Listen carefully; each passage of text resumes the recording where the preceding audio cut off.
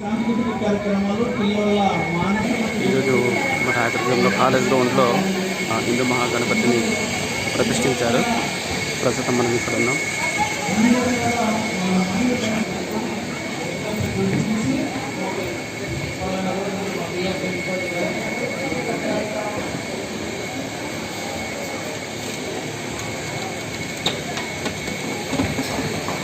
ఇలాంటివి రావండి.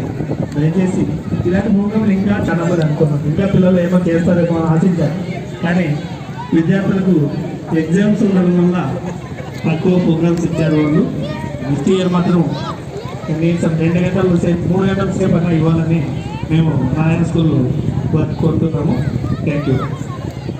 నారాయణ విద్యార్థులు ఇక్కడ అంటే సో రోజు